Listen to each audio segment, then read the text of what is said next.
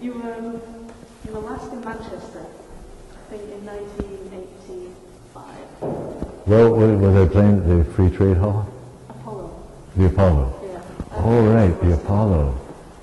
Now, I believe it was at the Apollo that one of the gentlemen who was taking care of the theater gave me a tremendous bit of advice. I remember it now. I remember the advice that this chap gave me, because he knocked on the door. He said,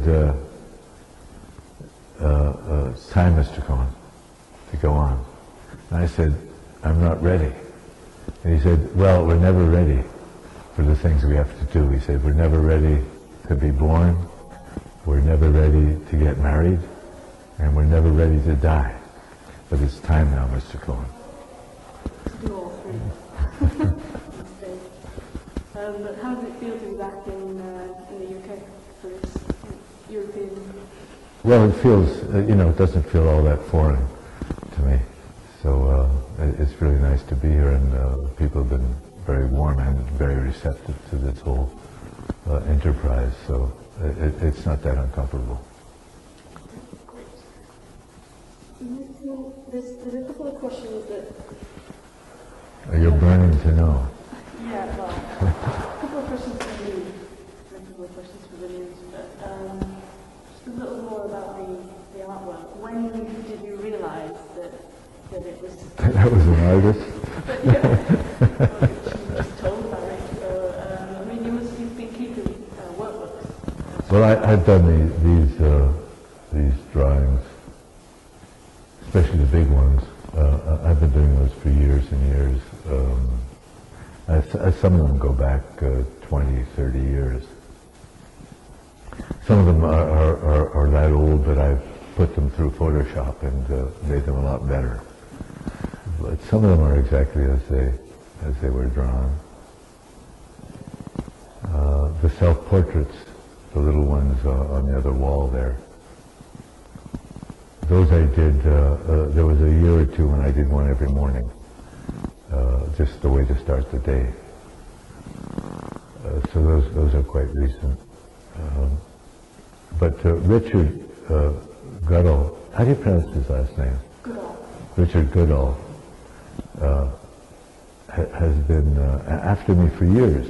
I never took it seriously.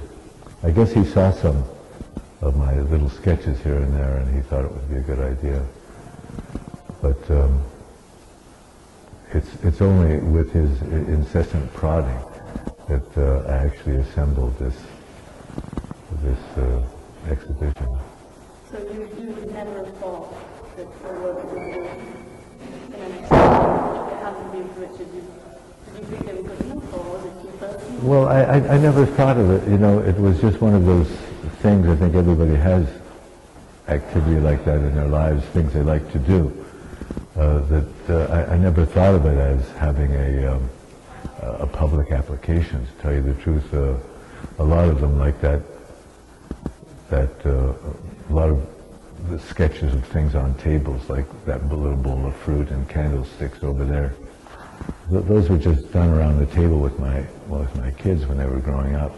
So that was one of the things we did regularly. There were always colors, crayons or oil pastels on the table and sheets of paper. And a lot of them would come out of that period.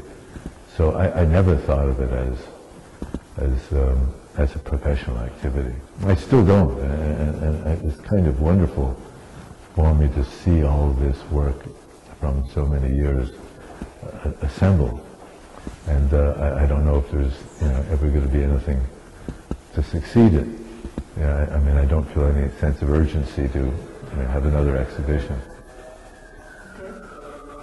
I've got a question, but I know that your songs, like you just said, take years and years and years to write, and you can always go back and mess with them and touch them up, and you can do them differently on tour or whatever. But sure. Because these paintings or drawings are now made permanent in an exhibition, don't you regret not being able to go back and just fiddle with them a bit? Well, I did fool with quite a few of them.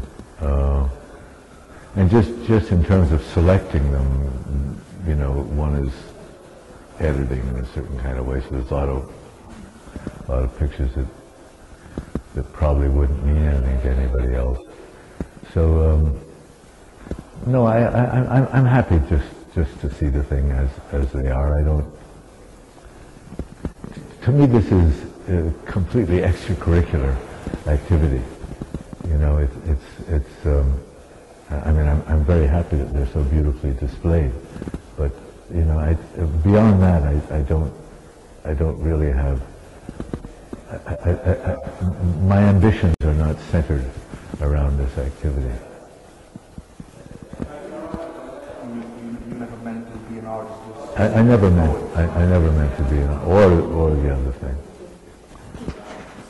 Can you get them? Can we get them to be quiet? Is that what we want to do? Tell them to keep quiet, for Christ's sake. You want to say that like that, I think that would work.